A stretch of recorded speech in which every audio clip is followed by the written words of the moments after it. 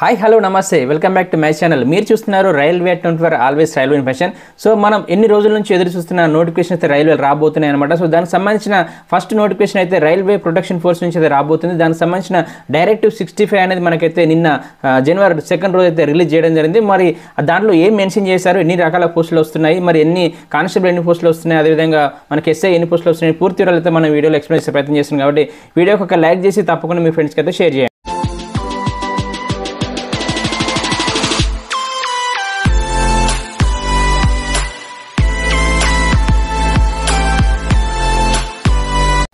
So friends, రైల్వేలో మొదటిగా railway protection force RPF నుంచి అయితే కానిస్టేబుల్ ఎస్ఐ నోటిఫికేషన్ సంబంధించిన ఒక ప్రొసీజర్ అయితే జరుగుతుంది. దానికి సంబంధించిన డైరెక్టివ్ 65 అయితే మనకు జనవరి 2వ తారీఖు అయితే రిలీజ్ చేయడం జరిగింది. సో మోస్ట్లీ మనకు ఒక మరీ 1 మంత్ లోపు 45 డేస్ లోపు అయితే మనకు నోటిఫికేషన్ కూడా వచ్చే అవకాశం ఉంది. మరి ఆ నోటిఫికేషన్ సంబంధించిన ప్రీ ప్లాన్గా జరుగుతుంది అనమాట. అది ఏంటంటే ఇప్పుడు ఒక సినిమా రిలీజ్ అయ్యే ముందు ట్రైలర్ ఎలా అయితే వదులుతారో సేమ్ ఇప్పుడు మనకు నోటిఫికేషన్ వచ్చే ముందు ఒక ట్రైలర్ లాగా చూపెడుతున్నారు. సో అది ఏంటి అనేది మనం ఇక్కడ చూసే ప్రయత్నం చేద్దాము. సో నేను దీని గురించి మీకు కొంతమందికి డౌట్ ఉంటుంది, ఇది వాస్తవమా లేకుంటే అవాస్తవమా, ఫేకా, రియల్ అంటున్నారు. సో నేను అఫీషియల్ వెబ్సైట్ నుంచి మీకు ఎక్స్ప్లెయిన్ చేసే ప్రయత్నం చేస్తాను. కాబట్టి వీడియోని అయితే స్కిప్ చేయకుండా కంటిన్యూ చేస్తే మీరు కూడా మరోసారి నెక్స్ట్ టైం ఏదైనా వచ్చినప్పుడు మీరు డైరెక్ట్గా వెబ్సైట్కి వెళ్ళి చెక్ చేసుకోవచ్చు. సో ఇది మనకైతే మీరు చూసిన రైల్వే ప్రొటెక్షన్ ఫోర్స్ అది అఫీషియల్ వెబ్సైట్. సో ఒకసారి మనం ఇండియన్ రైల్వే వెబ్సైట్కి వెళ్ళిపోదాం. సో ఇది ఇండియన్ రైల్వే వెబ్సైట్ అనమాట. So life time to the nation అనేది దీని ఒక ట్యాగ్ లైన్ ఉంటుంది. ఇది ఇంపార్టెంట్, మేబీ క్వశ్చన్ ఒకటి రావచ్చు మీకు జనరల్ అవేర్నెస్లో భాగంగా. So Indian railway tag line ఏంటంటే life line to the nation. ఇక ఫస్ట్ క్వశ్చన్ మీకు 1 మార్క్ వచ్చేసినట్టే.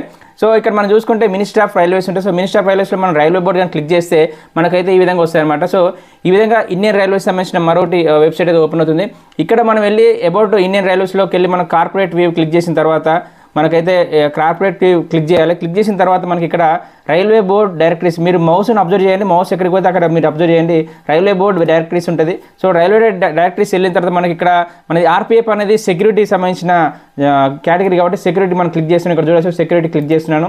సో సెక్యూరిటీ క్లిక్ చేసిన తర్వాత మనకి ఇక్కడ ఏమో చూడండి, Manoj Yadav IPS director general of RPF అంటే డీజీ అనమాట. డైరెక్టర్ జనరల్ అంటే అత్యున్నతమైన పోస్ట్ అనమాట ఆర్పిఎఫ్లో. సో అది ఓపెన్ అయింది. సో ఇక్కడ మనకు కావాల్సింది అంటే ఇది మనకు నోటిఫికేషన్ సంబంధించిన లీగల్గా ఎలాంటి ప్రాబ్లమ్స్ రాకుండా ముందే వాళ్ళైతే ఒక లీగల్ అథారిటీ ద్వారా అయితే దీన్ని చేస్తారు కాబట్టి దాన్ని లా అంటారన్నమాట. సో లా వర్డ్ మనం క్లిక్ చేసి ఇక్కడ చూడవచ్చు లా వర్డ్ క్లిక్ చేస్తున్నాను. సో లా వర్డ్ క్లిక్ చేసిన తర్వాత మనకు డైరెక్టివ్స్ అనమాట. సో మీరు ఏం చేశారు, డైరెక్టివ్ 65 రిలీజ్ చేశారనమాట. సో ఇది ఏంటంటే కరెక్షన్స్ లాగా అనమాట. డైరెక్టివ్స్ క్లిక్ చేశాను.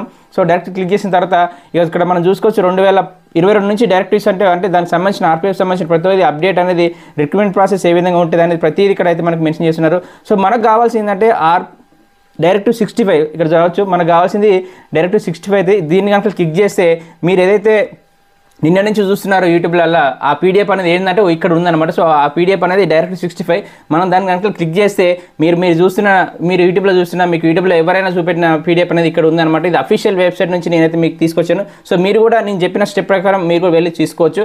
సో మరి నేను ఆల్రెడీ డౌన్లోడ్ చేసి పెట్టాను కాబట్టి ఆ పీడిఎఫ్ను సో మీకు ఆ పీడిఎఫ్ ఏంటనేది ఎక్స్ప్లెయిన్ చేస్తాను. సో వీడియో అయితే స్కిప్ చేయకుండా కంటిన్యూ చేసే ప్రయత్నం చేయండి. సో ఇది ఆ పీడిఎఫ్ అనమాట. సో ఇక్కడ ఏంటంటే మనకు వచ్చేసి principal chief security commissioner RPF అనమాట, all zonal railways including Kolkata metro also. ఓకేనా. సో ఇది ఏ రోజు వచ్చింది మనం చూసుకుంటే జనవరి 2, 2024. సో మొదటి నోటిఫికేషన్గా భావించవచ్చు. ఆల్మోస్ట్ ఇక దగ్గరికి వచ్చేసింది, ఆర్పిఎఫ్ నోటిఫికేషన్ వచ్చేసి రాబోతుంది. సో దానికి సంబంధించి చూసుకుంటే మనకి ఇక్కడ డైరెక్టర్ ఆర్పిఎఫ్ అకాడమీ లక్నో అంటే ఆర్పిఎఫ్ అకాడమీ ట్రైనింగ్ అక్కడ ఉంటుంది కదా, జోనల్ ట్రైనింగ్ ఇన్స్టిట్యూట్ ఆర్పిఎఫ్ అని ఉంది కదా. సో దానికి సంబంధించింది ఇక్కడ మనం చూసుకుంటే subject procedure for recruitment sub inspector executive and constables executive in RPF and RPSF అంటే రెండింటికి కలిపి కూడా ఒకటే ఎగ్జామ్ నిర్వహిస్తారు. రెండింటికి కలిపి కూడా సబ్ ఇన్స్పెక్టర్ కావచ్చు, కానిస్టేబుల్ కావచ్చు, ఒకటే ఎగ్జామ్ నిర్వహిస్తారని దానికి సంబంధించిన ప్రొసీజర్ రిక్రూట్మెంట్ అనేది ఇక్కడ మనకు సబ్జెక్ట్ తీసుకున్నారు. మరి దానికి సంబంధించి ఏంటంటే ఆ ప్రొసీజర్ ఆఫ్ రిక్రూట్మెంట్ ఏ విధంగా ఉండాలనేది డైరెక్టివ్ నెంబర్ 65 అనమాట. సో డైరెక్టివ్ నెంబర్ 65 అనేది డైరెక్టర్ జనరల్ అయితే మనకు నిన్న రిలీజ్ చేయడం జరిగింది. దానికి సంబంధించిన అన్ని జోనర్లు కూడా దీన్ని పంపించడం జరుగుతుంది అనమాట. ఇది వాళ్ళ యొక్క సెల్ఫ్ సంబంధించింది అనమాట. అంటే వాళ్ళగా సెల్ఫ్ ఎక్స్ప్లెనేషన్ అంటే జోనల్స్కి డైరెక్టర్ జనరల్ గారు వాళ్ళకి అయితే ఇన్ఫర్మేషన్ ఇస్తున్నారు ఈ విధంగా రిక్రూట్మెంట్ ప్రాసెస్ చేయాలనేది. సో దానికి సంబంధించి రిక్రూట్మెంట్ ప్రాసెస్లో ఏజ్ ఎంత ఉండాలి, తర్వాత మనకు హైట్ ఎంత ఉండాలి, చెస్ట్ ఎంత ఉండాలి, హై జంప్, లాంగ్ జంప్ ఇవన్నీ ఉంటాయి కదా. దానికి సంబంధించిన పూర్తి వివరాలు అయితే వాళ్ళు ఆ డైరెక్టివ్ నెంబర్ 65 అయితే మనకైతే అందించడం జరిగింది. సో అది కూడా నేను వివరంగా ఎక్స్ప్లెయిన్ చేసే ప్రయత్నం చేస్తాను మీకోసం తెలుగులో ఎస్పెషల్లీ. సో ఇక్కడ మనం చూసుకుంటే అఫీషియల్గా మనకి ఇంకా న్యూఢిల్లీ డేట్ ఇక్కడ డేట్ రావాలి అంటే ఇది నోటిఫికేషన్ డేట్ ఇస్తారు. సో అది మేబీ రావచ్చు. So directive number 65 procedure for recruitment sub inspector executive and constable executive in RPF and RPSF. So ఇది చూసుకుంటే మనకు ఆర్పిఎఫ్ రూల్స్ 1987 ప్రకారం రూల్ నెంబర్ 28, అదేవిధంగా సెక్షన్ 8 ప్రకారం ఆర్పిఎఫ్ యాక్ట్ 1957 ప్రకారము దీన్ని అయితే డైరెక్ట్ 43ని అప్డేట్ చేసుకుంటూ మళ్ళీ డైరెక్ట్ 45 అయితే ఇవ్వడం జరిగింది అని ఇక్కడ అయితే మెన్షన్ చేస్తున్నారు.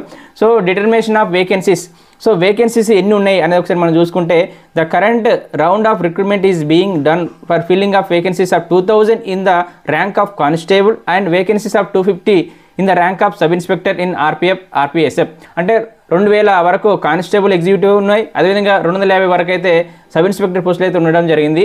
అదేవిధంగా ఇది చూసుకొని మనకు పోస్ట్ బేస్డ్ రోస్టర్ ప్రకారము చూసుకుంటే 10% వేకెన్సీస్ ఇందులో నుంచి ఎక్స్ సర్వీస్ మెన్ ఏదైతే గవర్నమెంట్ ఆఫ్ ఇండియాలో ఏదైనా వేరే డిపార్ట్మెంట్లో జాబ్ చేసిన వాళ్ళకి 10% అయితే వేకెన్సీస్ ఉండడం జరిగింది ex service mens. For example మనకు ఆర్మీలో వేసి వస్తారు కదా వాళ్ళకి especially. Next 50% vacancy will be reserved for women. ఇందులో ఈ 2000 ప్లస్ 250లో 15% ఉమెన్ అంటే మహిళా కోట అనమాట. సో మహిళా కోటకి ఇచ్చేస్తారు. సో ఈ రెండు ఏ విధంగా తీసుకుంటారంటే హారిజాంటల్ రిజర్వేషన్ ప్రకారం అయితే తీసుకోవడం జరుగుతుంది అనమాట. సో నెక్స్ట్ మనకు కొంచెం ఫాస్ట్ ఉంటుంది వీడియో. సో రిక్రూట్మెంట్ ప్రాసెస్ వచ్చేసి మనకు ఫస్ట్ ఆఫ్ ఆల్ ఫేజ్ 1లో కంప్యూటర్ బేస్డ్ టెస్ట్ కండక్ట్ చేస్తారు.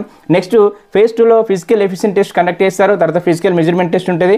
లాస్ట్ ఫేజ్ 3 వచ్చేసి డాక్యుమెంట్ వెరిఫికేషన్ తర్వాత మీకు ఫైనల్ లిస్ట్ ఇచ్చే అవకాశం ఉంటుంది. సో ఈ 3 రకాల స్టెప్స్ అయితే ఉంటాయి. First computer based test, next PET, PMT, next document verification అనమాట. నెక్స్ట్ మనకు ఇక్కడ కొన్ని కావాల్సిన ఇంపార్టెంట్ నేను మీకు ఎక్స్ప్లెయిన్ చేసే ప్రయత్నం చేస్తాను.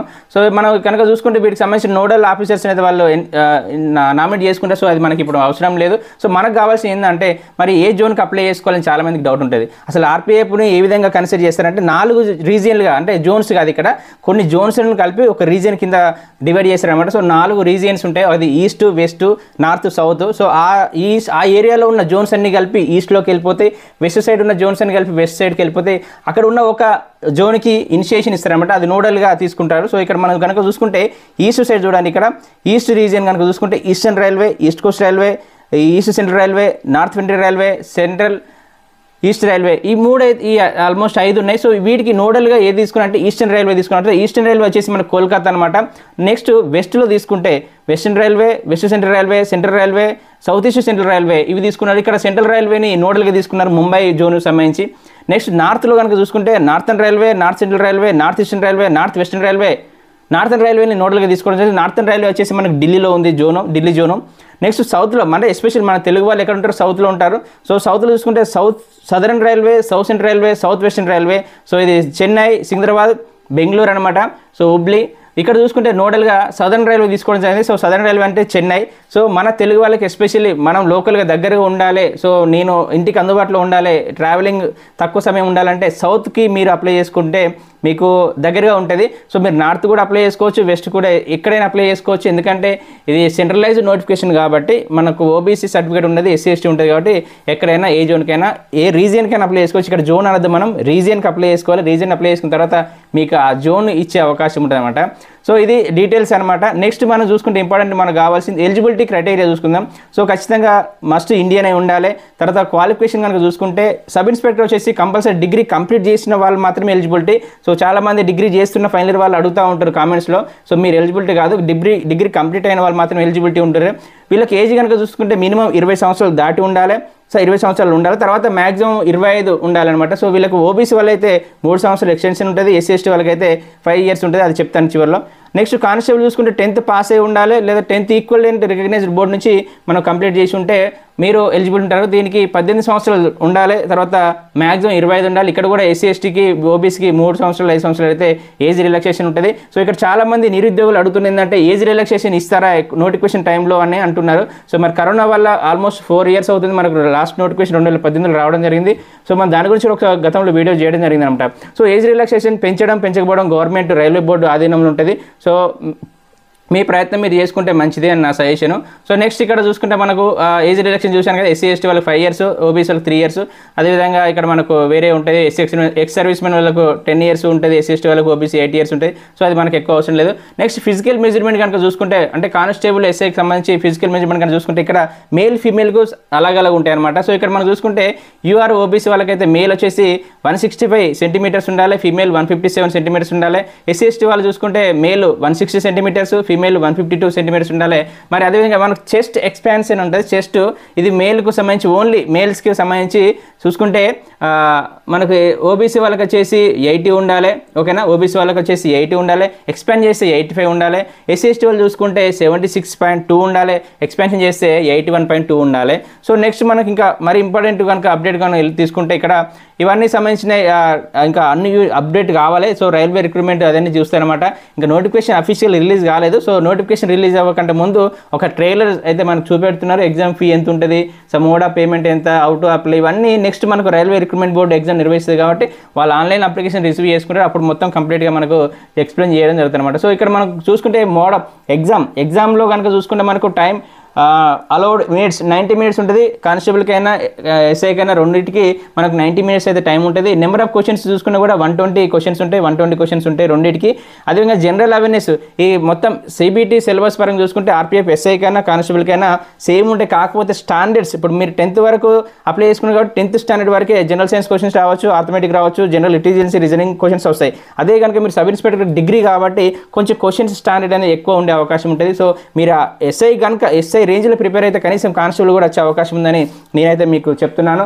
ఇక్కడ జనరల్ అవేర్నెస్ వచ్చేసి 50, arithmetic 35, general intelligence reasoning 35. So మీరు ప్రయారిటీ ఎక్కువ దేనికి ఇవ్వాల్సి అంటే ఆర్థమెటిక్ రీజనింగ్ కనుక మీరు 70 మార్క్స్, ఇక్కడ 70 మార్క్స్ మీరు మ్యాక్సిమం 70లో 60 మార్క్స్ కవర్ చేసుకోవాలి. ఈ జనరల్ అవేర్నెస్లో 50లో కనీసం 30 కవర్ చేసుకున్న మీకు మంచి స్కోర్ ఉంటే ఖచ్చితంగా జాబ్ వచ్చే అవకాశం ఉంటుంది. So focus on arithmetic reasoning కనుక మీరు ఎక్కువ చేస్తే ఈజీగా అక్కడ మనం స్కోర్ చేసే అవకాశాలు ఉన్నాయి. కాబట్టి కానిస్టేబుల్ ప్రిపేర్ అయిన వాళ్ళైనా ఎస్ఐ ప్రిపేర్ అయిన వాళ్ళు ఈ రెండు టాపిక్స్ ఆర్థమెటిక్ రీజనింగ్ మీద బాగా ఫోకస్ చేయండి. అదేవిధంగా జనరల్ సైన్స్ మీద కూడా ఫోకస్, జనరల్ అవేర్నెస్ అనమాట. సో జనరల్ అవేర్నెస్ అంటే మొత్తం మనకు అన్నీ వస్తాయి అనమాట. సో దానికి సంబంధించి సిలబస్ ఏం టాపిక్స్ ఉన్నాయి కూడా నేను సపరేట్ ఒక వీడియో చేసే ప్రయత్నం చేస్తాను. సో నెక్స్ట్ మనం చూసుకుంటే ఇక్కడ జనరల్ అవేర్నెస్ ఆర్థమెటిక్ ఇవన్నీ ఉన్నాయి. సో నేను దీనికి సపరేట్గా వీడియో చేస్తాను. ఇక్కడ నెగిటివ్ మార్క్స్ అంటే 1/3 నెగిటివ్ మార్క్ ఉంటుంది ఖచ్చితంగా. రైల్వే ఎగ్జామ్స్ ఏదైనా ఖచ్చితంగా నెగిటివ్ మార్క్ ఉంటుంది. సో అది గ్రూప్ డి కావచ్చు, ఎన్టీపీసీ కావచ్చు, ఆర్ఆర్బీ ఏదైనా ఎగ్జామ్ అయినా ఆర్పీఎఫ్ కానిస్టేబుల్ ఇక్కడ కరెక్ట్ ఆన్సర్కి 1 మార్క్ ఇస్తారు. నెగిటివ్ మార్క్ 1/3 అయితే ఉంటుంది. అదేవిధంగా లాంగ్వేజెస్ వచ్చేసి మనకు రీజియనల్ లాంగ్వేజ్ ఏదైతే ఉందో తెలుగు వాళ్ళకి తెలుగులో ఉంటుంది, తమిళ వాళ్ళకి తమిళ ఉంటుంది, కన్నడ వాళ్ళకి కన్నడ ఉంటుంది. సో మనకి ఏదైతే 16 లాంగ్వేజ్లో అయితే ఎగ్జామ్ ఖచ్చితంగా నిర్వహిస్తారు. చాలామంది తెలుగు వాళ్ళు హిందీలో ఉంటుంది, ఇంగ్లీష్లో ఉంటుంది భయపడుతూ ఉంటారు. ఖచ్చితంగా ఎగ్జామ్ అనేది తెలుగులో కూడా మనకు సిబిటి ద్వారా తెలుగులో ఆప్షన్ ఉంటుంది. అది మీరు గమనించాల్సిందిగా ఉంటుంది. ఇంకా మనకు కనుక ఇంపార్టెంట్ ఇవన్నీ జనరల్ ఇన్స్ట్రక్షన్స్ అనమాట. మనం తర్వాత డిస్కస్ చేద్దాం. నెక్స్ట్ కనుక మనకి ఇక్కడ చూసుకుంటే ఈవెంట్స్ అంటే ఫిజికల్ ఎఫిషియెంట్ టెస్ట్లో కనుక ఈవెంట్స్ ఏముంటాయని చూసుకుంటే సబ్ ఇన్స్పెక్టర్ వచ్చేసి మనకు ఇక్కడ చూసుకుంటే మనకు 600 మీటర్స్ అయితే ఉండడం జరుగుతుంది. సో ఇది మేల్ వాళ్ళకి, ఎస్పెషల్ సబ్ ఇన్స్పెక్టర్ పురుష అభ్యర్థులకు చూసుకుంటే వాళ్ళు 1600 మీటర్లని 6 నిమిషాల 30 సెకండ్లు కనుక వాళ్ళకి చేయాల్సి ఉంటుంది. అంటే నెక్స్ట్ చూసుకుంటే లాంగ్ జంప్ వీళ్ళు 12 ఫీట్లు లాంగ్ జంప్ చేయాల్సి ఉంటుంది. హై జంప్ 3 feet 9 inches అయితే వీళ్ళు హై జంప్ చేయాల్సి ఉంటుంది. అదేవిధంగా సబ్ ఇన్స్పెక్టర్ ఫీమేల్ అంటే మహిళా అభ్యర్థులకు సబ్ ఇన్స్పెక్టర్ చూసుకుంటే వీళ్ళకు 1600 ఎగ్జామ్ అయితే ఉండదు. 1600 మీటర్ల వీళ్ళకు ఈవెంట్స్ అయితే ఉండదు. నెక్స్ట్ వీళ్ళకు ఓన్లీ 800 మీటర్ల పరుగు పందెం ఉంటుంది. దాన్ని 4 నిమిషాల్లో వీళ్ళు క్రాక్ చేయాల్సి ఉంటుంది. నెక్స్ట్ వీళ్ళకి long jump 9 feet, high jump వచ్చేసి 3 feet దునకాల్సి ఉంటుంది. సో నెక్స్ట్ కనుక కానిస్టేబుల్ కనుక చూసుకుంటే కానిస్టేబుల్లో పురుష అభ్యర్థులకి 1600 మీటర్లు అయితే ఖచ్చితంగా ఉంటుంది. 5 నిమిషాల 45 సెకండ్లు వీళ్ళు దీన్ని క్రాక్ చేయాల్సి ఉంటుంది. నెక్స్ట్ ఇక్కడ వీళ్ళకు 800 మీటర్లు ఉండదు. నెక్స్ట్ వీళ్ళకి లాంగ్ జంప్ వచ్చేసి 14 feet దునకాల్సి ఉంటుంది. హై జంప్ వచ్చేసి 4 feet దునకాల్సి ఉంటుంది. మరి కానిస్టేబుల్ ఫీమేల్ అభ్యర్థులు కనుక చూసుకుంటే వీళ్ళకు 1600 మీటర్ల పరుగు పందెం ఉండదు. ఓన్లీ 800 మీటర్ల పరుగు పందెం ఉంటుంది. 3 నిమిషాల 40 సెకండ్లో క్రాక్ చేయాలి. లాంగ్ జంప్ వచ్చేసి 9 feet, హై జంప్ వచ్చేసి 3 feet. ఇది ఫిజికల్ ఎఫిషియెంట్ అంటే మీరు సిబిటీలో కనుక వాళ్ళ కట్ ఆఫ్కి ఎక్కువ ఉండి వాళ్ళ రీజన్ కనుక వాళ్ళు సెలెక్ట్ చేస్తే అప్పుడు మీకు ఫీట్ నిర్వహిస్తారు. సో ఇది ఎవరు చేస్తారంటే సిబిటీ 1లో అంటే సిబిటీలో మీరు ఇక్కడ సిబిటీ 1 ఒకటే ఉంటుంది, 2 ఉండదు. సిబిటీలో మీకు కట్ ఆఫ్ తీసుకొని పీఈటీకి అయితే మీకు పీఈటీ నిర్వహిస్తారు. తర్వాత ఫైనల్ లిస్ట్ అనేది మనకి ఇస్తారనమాట. సో దానికి సంబంధించిన కొన్ని పీఈటీకి సంబంధించిన డీటెయిల్స్ ఇక్కడ ఇవ్వడం జరిగింది. సో అదేవిధంగా మనకు కొన్ని డాక్యుమెంట్ వెరిఫికేషన్ ఉంటుంది 3వ ఫేజ్లో. అంటే ఫస్ట్ మనం ఎగ్జామ్ చూసాం, ఎగ్జామ్లో ఏమేమి మార్క్స్ వస్తాయి, ఎగ్జామ్లో ఏ పోర్షన్కి ఎన్ని మార్క్స్ వచ్చాయని చెప్పాను. తర్వాత పీఈటీలో ఈవెంట్స్ ఏ విధంగా ఉంటాయి చెప్పాను. Next document verification. ఈ మూడు ఒక ప్రక్రియ అనమాట. ఓకేనా. సో ఈ ప్రక్రియలో మనం లాస్ట్ భాగంలో మనకు అప్పుడు కంగారు పడకుండా ముందే కావాల్సిన సర్టిఫికేట్స్ కనుక ఇప్పుడే నోటిఫికేషన్ వచ్చే ముందు తీసి పెట్టుకుంటే చాలా బెటర్గా ఉంటుంది. సో మెట్రికులేషన్ సర్టిఫికేట్ ఖచ్చితంగా ఉండాలి, అది ఉంటుంది మీ దగ్గర. గ్రాడ్యుయేషన్ డిగ్రీ ఇది కూడా మీ దగ్గర ఆల్రెడీ ఉంటుంది. Caste certificate SC ST OBC అంటే ఇప్పుడు రైల్వే ఫార్మెట్ ప్రకారము అంటే మనకు సెంట్రల్ గవర్నమెంట్ ప్రకారము మీరు ఎస్సీ ఎస్టీ ఓబీసీ సర్టిఫికేట్స్ ఇప్పుడు తీసి పెట్టుకుంటే చాలా బెటర్ అనమాట. సో ఆల్రెడీ తీసుకున్న వాళ్ళు మనకు 3 years వరకు వ్యాలిడ్ ఉంటుంది కాబట్టి తీసుకున్న వాళ్ళు నో ప్రాబ్లం, లేదంటే కొత్త వాళ్ళు తీసుకోవచ్చు లేని వాళ్ళు. సో ఇక discharge certificate of ex service అంటే మీరు ఏదైనా వేరే ఆర్మీ నుంచి రిటైర్మెంట్ అయినప్పుడు ఎక్స్ సర్వీస్మెన్ ఉంటారు కదా, ఎక్స్ సర్వీస్మెన్ వాళ్ళ యొక్క ఆ సర్టిఫికేట్ ఖచ్చితంగా ఉండాల్సి ఉంటుంది. 2 copies of self attested colour photo ఖచ్చితంగా మీరు క్యారీ చేసుకోండి.